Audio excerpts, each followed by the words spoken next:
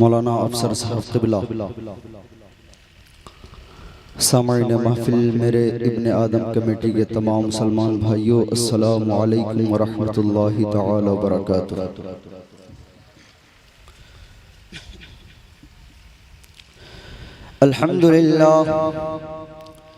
الحمد لله الذي خلقنا وجعلنا من أمة حبيبه المصطفى، الصلاة والسلام على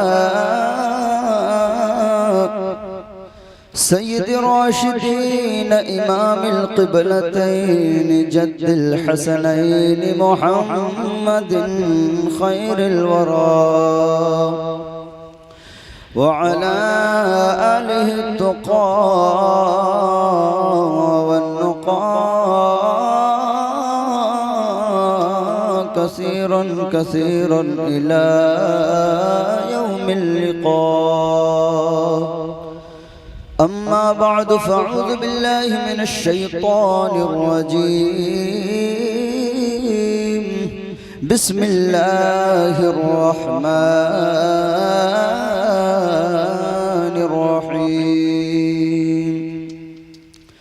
لقد من الله على المؤمنين إذ بعث فيهم رسولا من أنفسهم. صدق الله مولانا العظيم، وصدق رسوله النبي الأمين المتين المبين الكريم، ونحن على ذلك لمن الشاهدين والشاكرين، والحمد لله رب العالمين.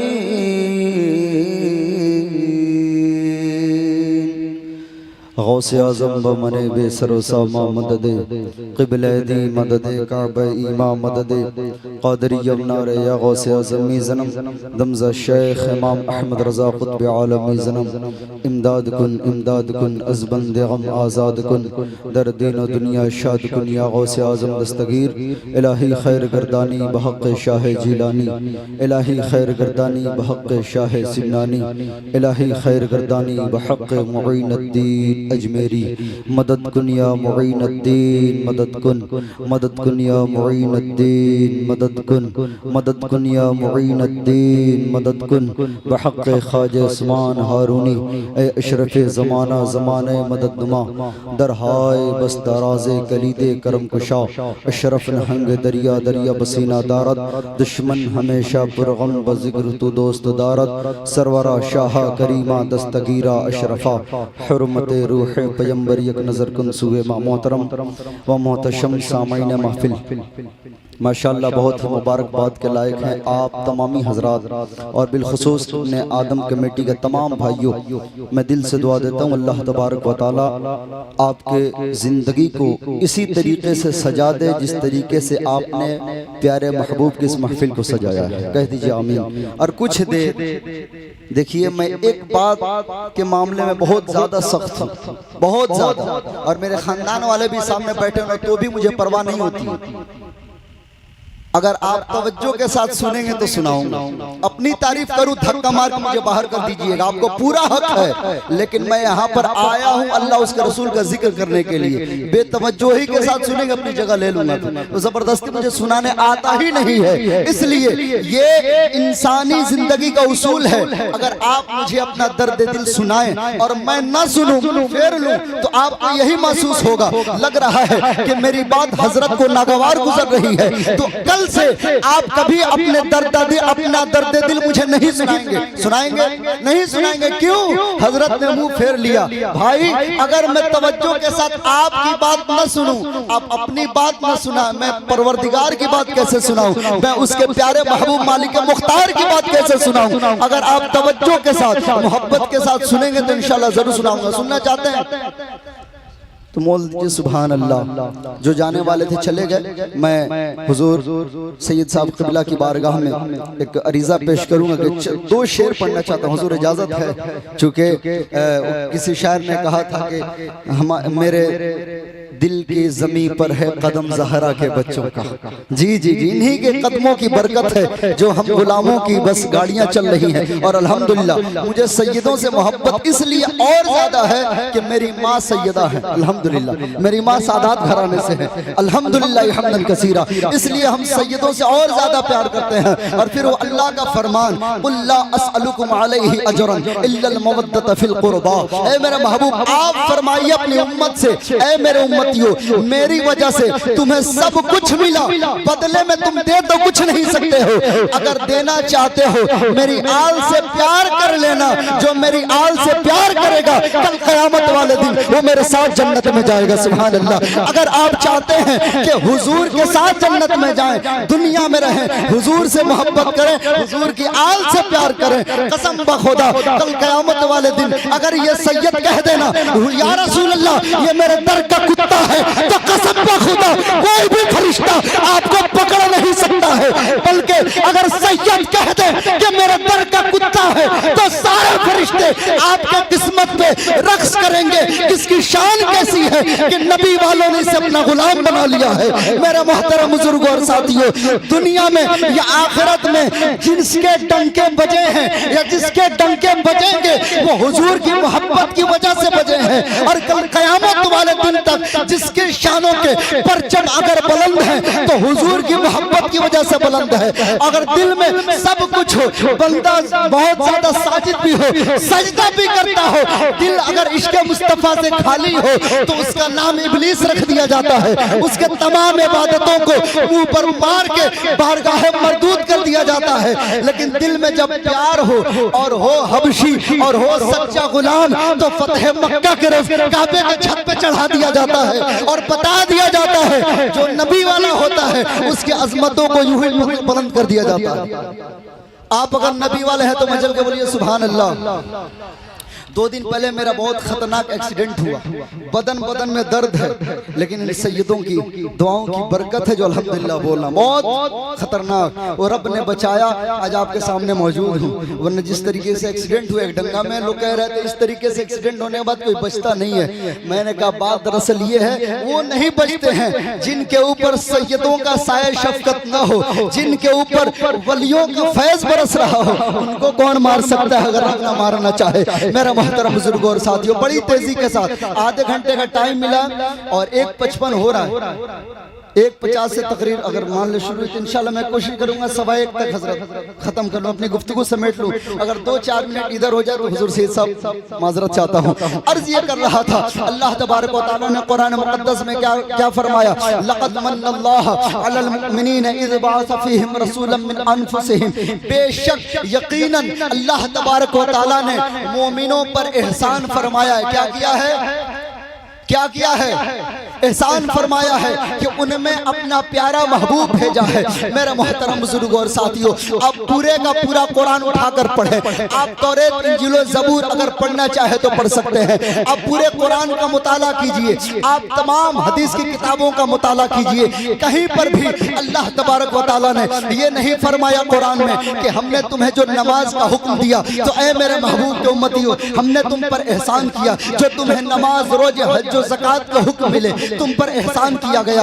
تمام جو قانون ہیں قرآن کے جو ہمیں عطا کیے گئے, جس پر ہم عمل کر کے اپنی زندگی کو کامیاب بناتے ہیں, ماں باپ کے ساتھ کیسا سلوک ہو وہ بھی قرآن میں بیان کیا گیا.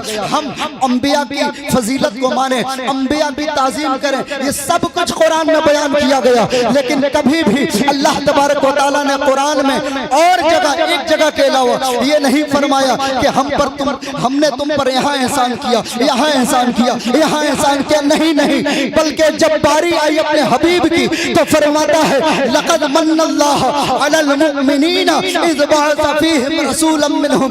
اے ایمان والو, اے مومنو, یقیناً رب نے تم پر احسان کیا ہے, اس لیے رب نے تجھ میں اپنا پیارا حبیب بھیجا ہے. اسی لیے تو حضور اعلیٰ حضرت عظیم البرکت مجدد دین و ملت الشاہ امام احمد رضا خان آپ لکھتے ہیں سب سے اولا والا ہمارا ہمارا نبی، سب سے بالا والا ہمارا نبی، اپنے مولا کا پیارا ہمارا نبی، دونوں عالم کا دولہا ہمارا نبی۔ اللہ اکبر۔ آگے لکھتے ہیں سب سے اچھوں میں اچھا، سمجھیے جسے ہے اس اچھوں سے اچھا ہمارا نبی۔ اللہ اکبر۔ آگے لکھتے ہیں خلق سے اولیاء، اولیاء سے رسول، اور رسولوں سے اعلیٰ ہمارا نبی۔ اب سنتے بہت بار ہیں، سن کے بس چلے جاتے ہیں کہ خلق سے اولیاء، اولیاء سے رسول، اور رسولوں سے اعلیٰ ہمارا نبی۔ اس کا مطلب آپ نے سمجھا نہیں، اسی لیے آپ کو اصل مزہ آتا نہیں ہے۔ حضور اعلیٰ حضرت لکھتے ہیں خلق سے اولیاء، اس کا مطلب کیا؟ محدثین فرماتے ہیں اللہ تبارک و تعالیٰ نے 18,000 مخلوق پیدا فرمائے، ان 18,000 مخلوق میں سے اللہ تبارک و تعالیٰ نے حضرت انسان کو چنا، حضرت انسان سے اللہ تعالیٰ نے مسلمانوں کو چنا، مسلمانوں میں سے اللہ تعالیٰ نے تمام ولیوں کو چنا، تمام ولیوں میں سے اللہ تبارک و تعالیٰ نے تمام رسولوں کو چنا، اور تمام رسولوں میں سے ہمارے اور آپ کے پیارے نبی کو چنا۔ اسی لیے تو حضور اعلیٰ حضرت لکھتے ہیں خلق سے اولیاء، اولیاء سے رسول، اور رسولوں سے اعلیٰ ہمارا نبی۔ اللہ اکبر۔ لیکن زمانہ وہ بھی آیا، میں اپنے انشاءاللہ ٹاپک پہ پھر آؤں گا۔ اب میں حضور اعلیٰ حضرت کے جب میں نے کلام کو پڑھا تو ذرا تشریح بھی کرتے چلوں۔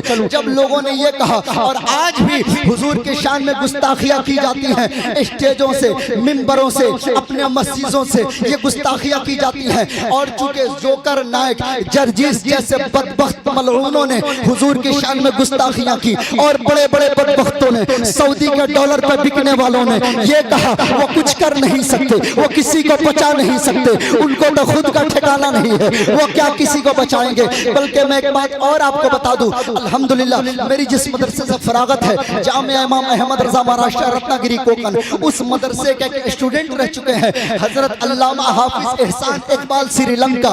آپ کے دوستوں کے پاس ذاکر نائک گیا، جانے کے بعد اس نے کہا کہ ہم آپ کے دعوت کھانا آنے چاہتے ہیں۔ آپ مدرسے میں تشریف لائے تھے، آپ نے سارا واقعہ بیان کیا، اور یوٹیوب پہ یہ ساری ویڈیو موجود بھی ہے۔ اس نے کہا کہ ہم دعوت پہ آنا چاہتے ہیں۔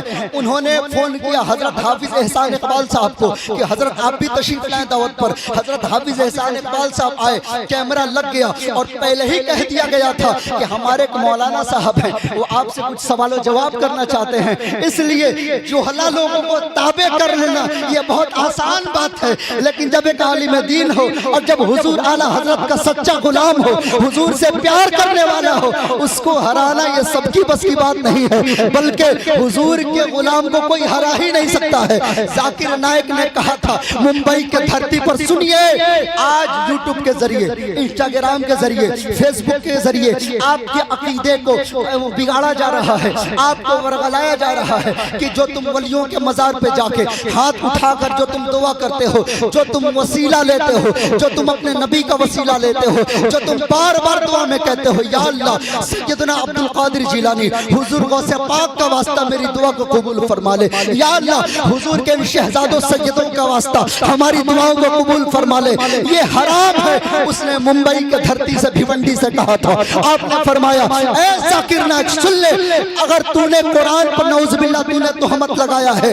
اس لیے ہم بھی جانتے ہیں قرآن میں 2 آیت ایسی ہیں جس میں اللہ نے فرمایا یا ایھا الذین آمنوا اتقوا اللہ وابتغوا الیہ الوسیلہ، اے ایمان والو اللہ سے ڈرو اور اس کی طرف وسیلہ ڈھونڈو۔ میں ایک دن شفا شریف پڑھ رہا تھا حضرت، میں نے اس میں ایک حدیث پاک دیکھی، ایک صحابی آئے حضور کے بارگاہ میں، پیر ٹوٹ گیا تھا، پیر ٹوٹ گیا تھا، ہڈی الگ الگ ہو گئے تھے، یا رسول اللہ پیر ٹوٹ گیا ہے، حضور کرم فرمائے۔ تو حضور کو فرما دینا چاہیے میں ڈاکٹر تھوڑی ہوں جو میں ہڈی کو جوڑ دوں گا، لیکن قسم بخدا اگر کسی کو اعتراض ہے آئے میں کتاب اٹھا کر دکھاتا ہوں۔ حضور نے فرمایا اے میرے صحابی اللہ کی بارگاہ میں ہاتھ اٹھا کر دعا کرو، اور میں اس حدیث پاک کا مفہوم پڑھ دیتا ہوں آپ کے سامنے۔ حضور نے فرمایا یوں دعا کرو یا اللہ تجھے تیرے حبیب پاک کا واسطہ، تجھے تیرے محبوب کا واسطہ میری جو ہڈیاں ٹوٹ گئی ہیں اس کو جوڑ دے۔ اللہ اکبر۔ راوی فرماتے ہیں ابھی میں نے دعا ختم نہیں کی تھی کہ میرے پیر کے ہڈی جڑ چکے تھے، سبحان اللہ۔ حضور نبی پاک صلی اللہ تعالیٰ علیہ وسلم وسیلہ لینا دعا میں خود فرما رہے ہیں، وسیلہ لینے کے لیے درس دے رہے ہیں، اور یہ فرما رہے ہیں اے میرے غلاموں وسیلہ لینے کا درس دینا یہ نبی کی سنت ہے، اور دعاؤں میں وسیلہ لینے یہ صحابہ کی سنت ہے، تو 1400 سال کے بعد اگر جوکر نائک جیسا خبیث اگر آ کر یہ کہے کہ 25 آیتیں اس نے کہا